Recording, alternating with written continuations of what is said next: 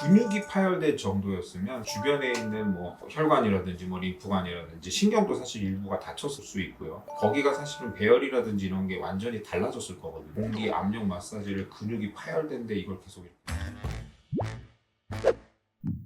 안녕하세요 원장님. 예, 안녕하십니까. 저희가 지난번에 영상 촬영할 때 종아리 보톡스 얘기를 잠깐 했었잖아요. 네네. 근데 근육을 못 움직이게 하니까 정맥 질환을 더 악화시킨다. 네. 요게 결론이었는데, 그럼 그 파열된 근육이 회복되는 동안 정맥혈관을 짜주질 못한 거잖아요. 그러면 그 부위의 정맥혈관은 기능을 잃어게 맞나요? 근육이 보톡스로 타겟하는 것도 일정한 근육인 거고, 이 근육이 굉장히 여러 개가 있잖아요. 그리고 그렇죠. 같은 근육도 깊이에 따라서 안쪽에 있는 근육은 계속 작용을 하고 그러기 때문에 일부 근육이 파열돼서 뭐 거기가 작용을 못했다고 혈액순환 자체가 안 되고 사실 또 그렇지는 않아요.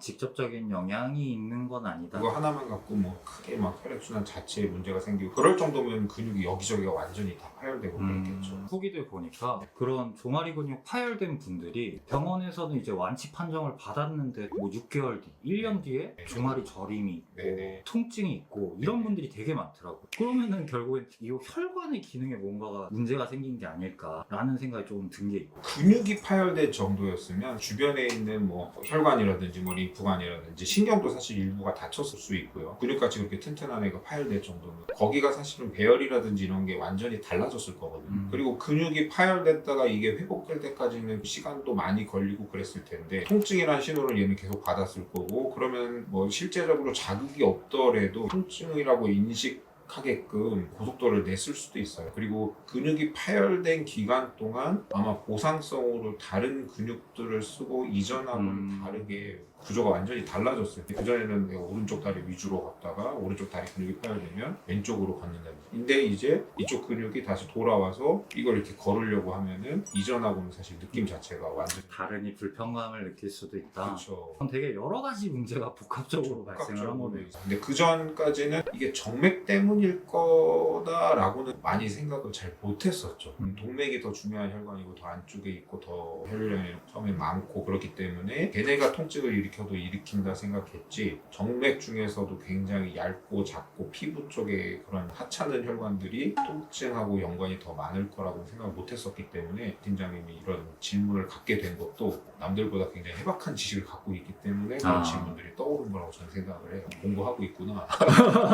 이게 왜 우리 멍들잖아요. 멍이 들면 그 결국 정맥이 터진 거잖아요. 맞습니다. 근데 그것도 일반적으로는 사실 생각하기는 어려운, 멍이 들었다는 게 안쪽에 있는 작은 정맥 혈관들이 터져서 거기 있는 피가 어디 갈 데가 없으니까 고여 있는 거. 직관적으로 딱 그렇게 생각하기는 어려운 일들이거든요. 근데 그 멍든 부위가 네. 다른 피부 만질 때보다 네. 누르면 아프잖아요. 그렇죠. 그럼 그게 피가 고여 있어서 아픈 거예요? 그렇기도 하죠. 왜냐면 일부 염증난이나 이런 게 일어나고 머리가 터지거나 그러면 저희 몸에서 신호를 보내잖아요. 주인님 여기 좀 봐주세요. 문제가 생겼으니까 여기를 어떻게 해주세요. 그래서 살짝 베이기만 해도 저희가 아프잖아요. 물질이 나와서 여기 좀 빨리 쳐다보고 여기를 지혈을 한다든지 이렇게 해주세요 라고 신호를 보내기 때문에 그래요.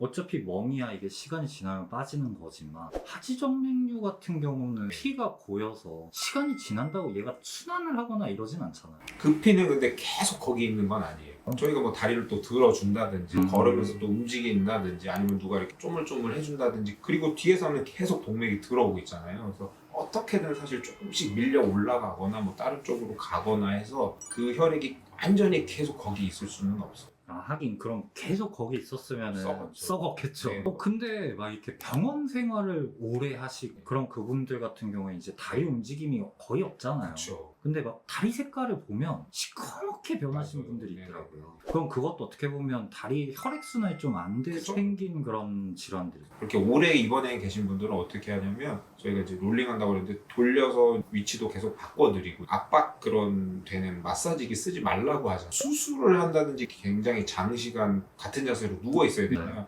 그때는 저희가 일부러라도 써요. 엄청 세게 짜서 막 그럴 정도까지 쓰는 건 아닌데 정맥을 어떻게든 눌러서 혈액순환이 좀 좋게 해주려고 그런 장비들을 또 쓰기도 합니다. 그리고 이제 또 다리를 높여놓는다든지 이런 자세도 취하게 하고. 그러면은 이 종아리 근육 파열된 분도 큰 운동은 못 하더라도 누워가지고 이렇게 다리도 들어주고 그쵸. 이래야 나중에 좀 질환들을 막을 수가 있는 거네요. 그렇죠. 근데 그러면 그런 근육 파열 있는 분들이 종아리 마사지기 사용하면 좋은 거 아니에요? 저희가 만약에 이렇게 상처가 났어요. 상처가 났는데 뭐 가만히 냅둬도 잘 아물긴 하겠지만 누가 이렇게 좀 잘 눌러주고 이렇게 좀 보호를 해놓으면 조금 더 잘 아물고 좀 덜 덧날 거잖아요. 근데 이거를 내가 이렇게 계속 만진다 그러면 아무래도 덧나고 잘 붙지도 않고 그럴 수 있잖아요. 근데 압박 스타킹 공기 압력 마사지를 근육이 파열된데 이걸 계속 이렇게 쓴다. 아, 오히려 더 자극을 해버리고. 그렇죠. 팔이 부러졌는데 이걸 가만히 고정을 시켜놔야지. 이걸 내가 계속 쓰면 이게 안 붙잖아요. 그거랑 같죠. 그래서 그거는 뭐 정맥 순환 문제를 건드리지 않는 게 좋겠습니다. 뭐 가벼운 스트레칭 정도가 좋지 네네. 거기에다 큰 압력을 주는 건 그렇게 그렇죠.